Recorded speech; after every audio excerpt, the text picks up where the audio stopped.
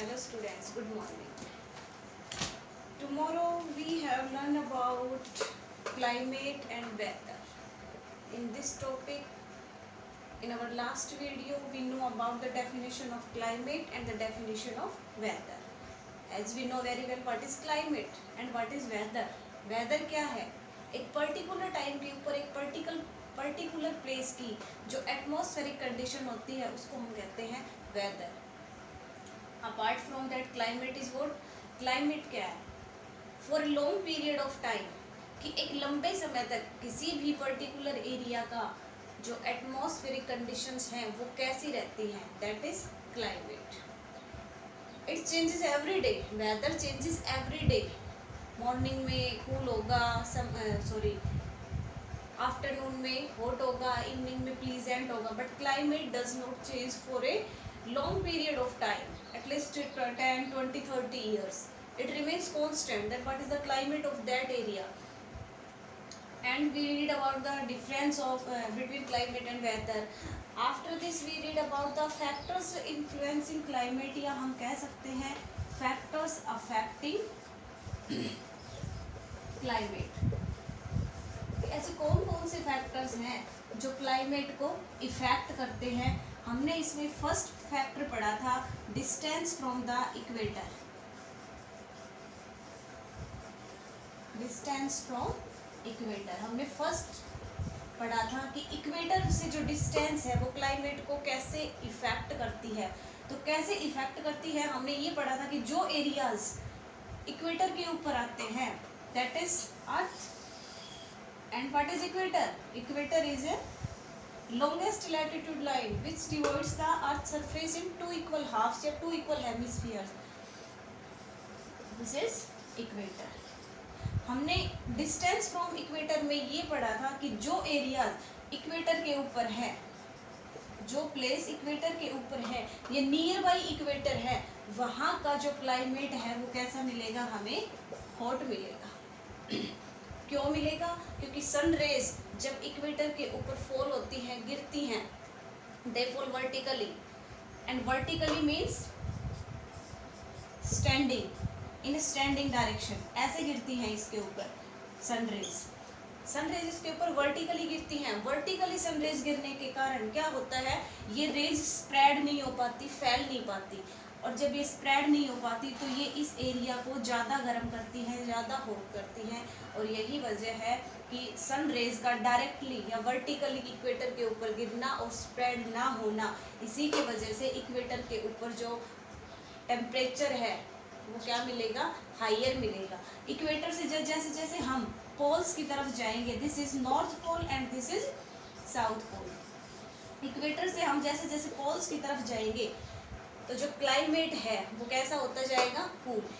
Equator से जब हम पोल्स की तरफ जाएंगे तो क्लाइमेट में चेंजेस आता जाएगा और क्लाइमेट की जो हॉटनेस है वो कम होती जाएगी, क्लाइमेट ठंडा होता जाएगा. और पोल्स के ऊपर क्या होता है? Coldest climate.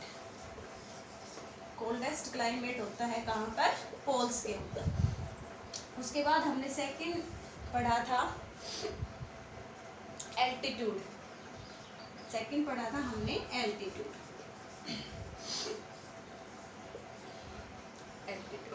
एल्टीट्यूड क्या है? Height from the sea level. Height from the sea level, कि सी लेवल से किसी भी जगह की क्या पोजीशन है, क्या हाइट है. सी लेवल समुद्र तल को बोलते हैं. कि सी लेवल से किसी प्लेस की हाइट कितनी है, वो हाइट है वो किसको डिफर करती है? क्लाइमेट के ऊपर डिपेंड करती है. क्लाइमेट हम कह सकते हैं उसी लेवल की हाइट के ऊपर डिपेंड करता है. जैसे जैसे हम हाइट होगी वो कम होगी सी लेवल से, जितना सी लेवल के पास का एरिया होगा उतना ही क्या होगा? कूल एरिया होगा, वो ठंडा एरिया होगा. और जैसे जैसे ही सी लेवल से हाइट बढ़ना शुरू हो जाएगी, जो क्लाइमेट है वो हॉट होना शुरू हो जाएगा, गर्म होना शुरू हो जाएगा. और आज हम पढ़ेंगे इसका थर्ड पार्ट. हम बता सकते हैं डिस्टेंस फ्रॉम द सी. ये था एल्टीट्यूड. और अब तीसरा फैक्टर जो क्लाइमेट को इफेक्ट करता है वो है डिस्टेंस फ्रॉम द सी. सी से जो डिस्टेंस होती है वो क्लाइमेट को कैसे डिफर करती है. अब हमें अच्छे से पता है कि जो भी सीज होती है, ओशियंस होते हैं, जितनी भी वाटर बॉडीज होती हैं, मान लो ये है कोई भी सी, ठीक है, this is C.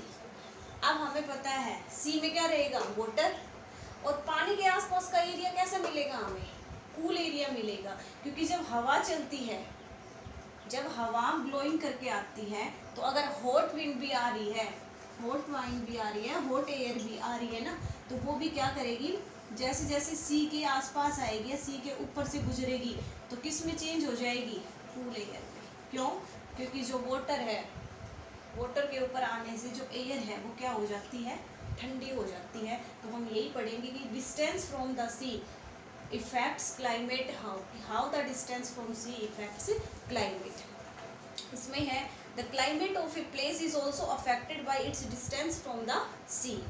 Places which are situated far from the sea are hot in summers. जो प्लेसेस सी से दूर रहते हैं, दूर बसे हुए हैं, दूर सिचुएटेड हैं, वो समर्स में कैसे मिलेंगे, हॉट। गर्मियों में कैसे मिलेंगे, हमें गर्म मिलेंगे। लेकिन जो एरिया सी के नजदीक है वो समर्स में कैसे मिलेंगे, कूल मिलेंगे। On the other hand the places situated near the sea have a moderate climate during summer and winter. Moderate climate हम किसको कहते हैं, जो ना ज़्यादा गर्म हो ना ज़्यादा ठंडा हो, यानी बीच का जो मौसम होता है कि जिसमें ना हमें हॉटनेस फील होती है ना हमें कोल्डनेस फील होती है, उसको बोलते हैं हम मॉडरेट क्लाइमेट। तो सी के आसपास के जो एरिया होते हैं वहाँ का जो क्लाइमेट है वो कैसा मिलेगा, मॉडरेट क्लाइमेट मिलेगा। क्यों मिलता है moderate climate, because of the land and sea breezes will occur in the coastal regions। कि coastal region कौन से बताए हैं, वो सारे एरिया जो किसके साथ, जिनकी बाउंड्रीज किसके साथ है, वाटर के साथ है, सीज के साथ है, वो सारे एरियाज कौन से होते हैं, कोस्टल एरियाज होते हैं। तो कोस्टल एरियाज से या लैंड से जो एयर चलकर कोस्टल एरियाज के पास आती है, तो जैसे जैसे वो कोस्टल एरियाज में एंटर करेगी वैसे वैसे ही वो ठंडा होना शुरू हो जाती है। इसमें एक वर्ड आ रहा है ब्रीज। ब्रीज किसको कहते हैं, इसमें बताया है ए लाइट विंड। अब लाइट विंड से यहाँ पे क्या मतलब है कि जो हवा बिल्कुल स्लोली आती हो, बहुत धीरे धीरे जो हवा चलती है, जिसकी स्पीड बहुत स्लो होती है, उस हवा को हम क्या बोलते हैं, ब्रीज बोलते हैं। इसलिए इसको कहा गया है लाइट विंड। क्लियर है ब्रीज। उसके बाद है ड्यूरिंग द डे, दिन में the land heats up faster and this causes the air above it to warm up. जब गर्म समर्स होती हैं, समर्स में हमने देखा होगा कि जो लैंड है, धरती है, वो सनलाइट की वजह से बहुत जल्दी गर्म हो जाती है, और जब लैंड गर्म होगी तो वहाँ की एयर भी क्या होगी, वार्म अप होगी, गर्म होगी। The air then rises and makes way for the cool air from the sea to blow towards the land, this is called the sea breeze. और जब वो गर्म हवा सी की तरफ ब्लो करती है, बहती है, ब्लो मीन्स बहना, कि सी से गर्म, लैंड से गर्म हवा जब सीज की तरफ ब्लो करती है तो क्या होना शुरू हो जाती है, कूल होना शुरू हो जाती है, और उस कूल हवा को क्या बोला जाता है, सी ब्रिज। यानी जो हवा सी के पास आकर ठंडी होती है उसको बोलते हैं सी ब्रिज। एट नाइट, रात में the sea remains warm because it loses its heat slowly when compare to the land. रात को क्या होता है, मिट्टी जितनी जल्दी गर्म होती है उतनी ही जल्दी ठंडी भी होती है। तो अगर दिन में सोयल वार्म अप हो रही है सनलाइट से, तो रात को उतनी ही जल्दी वो ठंडी हो जाती है। लेकिन पानी, सीज होती हैं, उनका पानी रात को क्या रहता है, एज कंपेयर टू लैंड गर्म रहता है। क्यों, क्योंकि वो दिन में वार्म अप हो जाता है और उसको ठंडा होने में टाइम लगता है। The air above sea warms up and makes way for the cool breeze from the land to blow towards the sea. This is called land breeze। और इसका अपोजिट होने लग जाता है। दिन में तो क्या होता है, देखो क्लियरली छोटा सा है बिल्कुल। ड्यूरिंग डे, दिन में क्या होगा, सोयल वार्म अप होगी, सोयल गर्म होती है। गर्म सोयल जब सी की तरफ ब्लो करती है, समुद्र की तरफ जाती है, तो जैसे जैसे ही वो सी के पास जाएगी, कोस्टल एरियाज में एंटर करेगी, तो वो क्या हो जाएगी, कूल हो जाएगी। लेकिन नाइट में क्या होता है, ड्यूरिंग नाइट में क्या होता है कि सोयल तो जितना जल्दी गर्म होती है उतना जल्दी ठंडी हो जाती है, और जो सी वाटर होता है उसको कूल होने में टाइम लगता है। तो इसको तो बोलते हैं सी ब्रिज, कि ये सी में जाके ठंडी हो रही है, इसलिए इसको क्या बोलेंगे हम, सी ब्रिज बोलेंगे। लेकिन रात को बिल्कुल इसका अपोजिट होता है, सी वाटर वार्म होता है और लैंड क्या रहती है, कूल रहती है। तो जो सी वाटर से आने वाली गर्म एयर होती है, वार्म या हॉट एयर होती है, जैसे ही वो लैंड के कांटेक्ट में आती है, लैंड एयर के कांटेक्ट में आती है, तो वो क्या होने लग जाती है, कूल, और उसको क्या बोलते हैं, लैंड ब्रिज।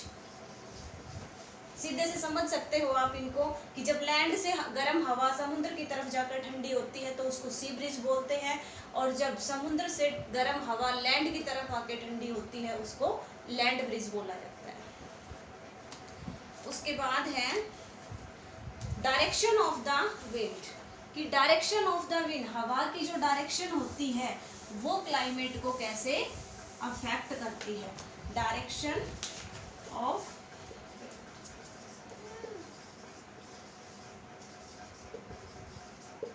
कि जो हवा की डायरेक्शन होती है वो क्लाइमेट को कैसे इफेक्ट करती है, वो पढ़ेंगे हम इसमें। The direction from which wind blow also affect the climate of a place. Wind blowing over from the regions which are hot tend to increase the temperature of a place.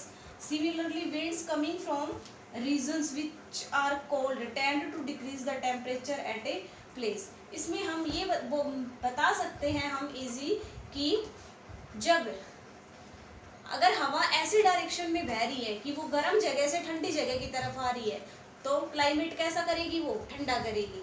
लेकिन अगर हवा ऐसी डायरेक्शन में बह रही है जो ठंडी जगह से गर्म एरिया में एंटर कर रही है तो क्लाइमेट कैसा होगा, हॉट क्लाइमेट होगा। वो हवा के विंड की डायरेक्शन के ऊपर डिपेंड करता है कि वो कैसे प्लेस से आई है। ठंडे प्लेस से आई है तो वो क्लाइमेट को कूल करेगी, और गर्म प्लेस से अगर विंड ब्लो करके आ रही है तो वो उस प्लेस को हॉट करेगी। फॉर एग्जाम्पल इसमें एक एग्जाम्पल देके बताया है कि most places in northern India experience A hot climate in summer because of the hot winds which blow over the regions.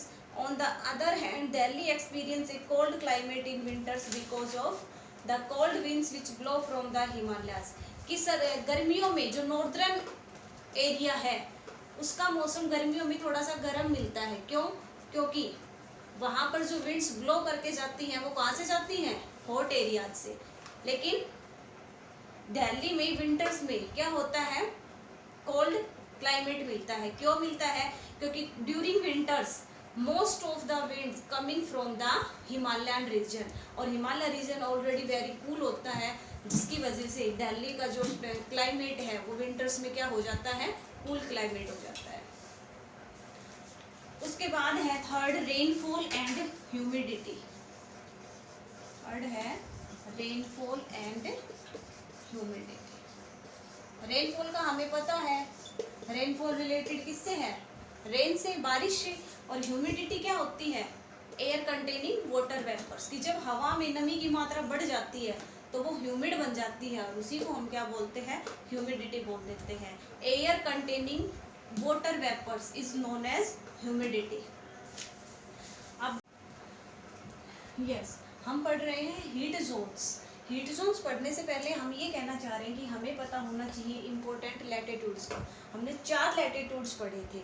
ये हमारा अर्थ है, ये इक्वेटर होता है 0 डिग्री पे। इक्वेटर के बाद ये नॉर्थ डायरेक्शन है and that is south direction. North direction में होता है tropic of cancer and arctic circle. ये लैटिट्यूड लाइंस है। आर्कटिक सर्कल होता है 66 एंड 2 डिग्री नॉर्थ के ऊपर।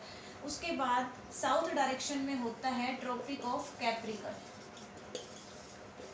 ट्रॉपिक ऑफ कैप्रिकन ये भी होता है 23 degree and half south. And last होता है एंटार्क्टिक सर्कल। ये हम पढ़ चुके हैं बहुत अच्छे से लास्ट चैप्टर में लैटिट्यूड्स एंड लॉन्गिट्यूड्स वाले में। अब हीट जोन्स पढ़ने के लिए हमें इम्पोर्टेंट लैटिट्यूड्स का पता होना चाहिए। इम्पोर्टेंट लैटिट्यूड्स 4 होते हैं।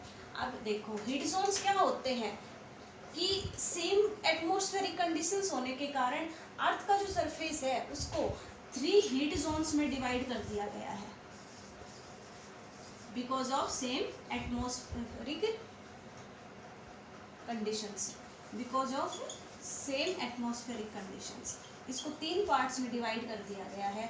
अब वो 3 जोन्स कौन कौन से हैं? फर्स्ट है torrid zone, first is torrid zone, second है टेम्परेट जोन एंड थर्ड है फ्रिजिड जोन। फ्रिजिड जोन ये 3 हीट जोन्स हैं जिनमें सेम एटमॉस्फेरिक कंडीशंस होने के कारण अर्थ को इन 3 हीट जोन्स में डिवाइड किया गया। अब ये 3 हीट जोन्स कहाँ लाई करती हैं? इस अर्थ सरफेस के ऊपर कहाँ लाई करती हैं? तो फर्स्ट देखो ये इक्वेटर है और इक्वेटर से ट्रॉपिक ऑफ कैंसर और ट्रॉपिक ऑफ कैप्रिकन के बीच का जो एरिया है, area between tropic of cancer and tropic of capricorn is known as torrid zone. कि ट्रॉपिक ऑफ कैंसर और ट्रॉपिक ऑफ कैप्रिकन के बीच का जो एरिया है उसको कौन से जोन में रखा गया है? टॉरिड जोन में रखा गया है। उसके बाद है हमारे नॉर्थ पोल और साउथ पोल, यानी area of arctic circle and area of antarctic circle, इनको रखा गया है फ्रिजिड जोन में। किसमें रखा गया? फ्रिजिड जोन में। Area of arctic circle and area of antarctic circle को फ्रिजिड जोन्स में रखा गया है। उसके बाद बच गया हमारा टेम्परेट जोन। ये नॉर्थ डायरेक्शन है, दिस इज साउथ डायरेक्शन। तो area between arctic circle and tropic of cancer, north temperate zone, this is north temperate zone. And area of tropic of capricorn to antarctic circle is south temperate zone.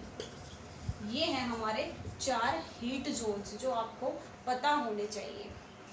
उसके बाद heat zones के बाद हम शुरू करेंगे, इस class में हम करेंगे हीट जोन्स के बाद अपना word meanings of this chapter. We have already done the hard words in our last class. Today we are going to write word meanings of this chapter.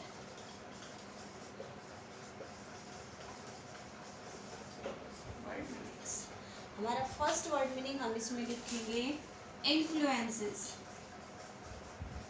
Influence, influence का meaning क्या होता है? Effect. क्या होता है? Effect. किसी चीज़ को प्रभावित करना, किसी चीज़ पर किस दूसरी चीज़ का क्या इफेक्ट हो रहा है, कैसे इन्फ्लुएंस कर रही है वो उस चीज़ को। सेकंड है इसमें ह्यूमिड। ह्यूमिड का मीनिंग हमने अभी पढ़ा था, air containing water vapours. Air containing water vapours. Third है हमारा स्लैंटिंग। स्लैंटिंग का मीनिंग क्या होता है? स्लैंटिंग क्या होता है? स्लैंटिंग पता होना चाहिए पहले हमें कि स्लैंटिंग क्या होता है।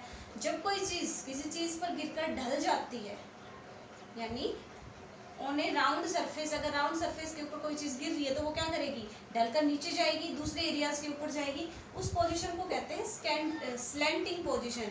इसको हम लिख सकते हैं at an angle of horizontal and vertical position. At an angle of vertical and horizontal position. उसके बाद नेक्स्ट है हमारा एल्टीट्यूड। एल्टीट्यूड भी हमने पढ़ा है, height above the sea level. Height above the sea level is known as altitude. उसके बाद नेक्स्ट है ब्रीज। ब्रीज हमें पता है क्या होता है bridge.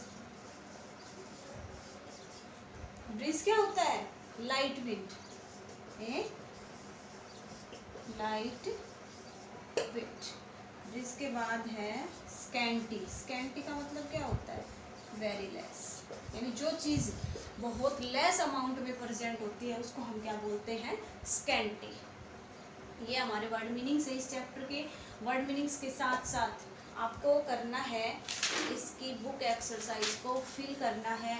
Choose the correct answer. The area between the tropic of cancer and the tropic of capricorn is known as, हमने अभी पढ़ा था कि area between tropic of cancer and tropic of capricorn is known as torrid zone. Blank zone is neither too cold and not too hot. ऐसा zone जो ना ही ज़्यादा गर्म होता है और ना ही ज़्यादा ठंडा, that is temperate zone. Area around the poles is known as the frigid zone. Poles के ऊपर जो एरिया है वहाँ कौन सा जोन बताया है? Frigid zone. The winds blowing from land to sea are known as land bridge. जो लैंड से सी की तरफ जाते हैं उनको क्या बताया है? Land bridge. और जो सी से लैंड की तरफ जाते हैं उनको क्या बताया है? Sea breeze. Places situated at higher altitude experience है। हायर एल्टीट्यूड के ऊपर जो प्लेसेस हैं उनका क्लाइमेट कैसा होगा? हॉट या cold? Hot. Places situated near the equator receives rays of the sun. Equator के ऊपर कैसे सनलाइट गिरती है? Directly. The earth is divided into heat zones. Earth को कितने हीट जोन्स में डिवाइड किया गया है? अभी पढ़ा था हमने, कितने हीट जोन्स में डिवाइड किया गया है अर्थ को? 3 में, temperate, torrid and frigid zone. उसके बाद क्वेश्चंस है, क्वेश्चंस हम कल की क्लास में कर लेंगे। क्वेश्चंस के साथ साथ हम कल करेंगे जो हमारे 3 हीट जोन्स हैं, टोरिड जोन, टेम्परेट जोन और फ्रिजिड जोन। कल की क्लास में हम क्वेश्चंस के साथ साथ इन जोन्स को भी डिटेल में पढ़ेंगे और साथ में इसके क्वेश्चन आंसर्स करेंगे। आज के लिए इतना ही है। आपको factors affecting the climate and the heat zones, कि हीट जोन्स को कहाँ पर, हीट जोन्स कहाँ लाई करते हैं ये पता होना चाहिए। कौन कौन से एरिया में लाई करते हैं, कितने हीट जोन्स होते हैं, जो कितने फैक्टर्स हैं जो क्लाइमेट को इफेक्ट करते हैं और कैसे इफेक्ट करते हैं ये पता होना चाहिए। उसके साथ साथ ये वर्ड मीनिंग्स हैं, ये फिर नोटबुक में लिखे होने चाहिए और जो हमारी बुक एक्सरसाइज है वो भी आपको बुक में फिल करके रखनी है। Thank you.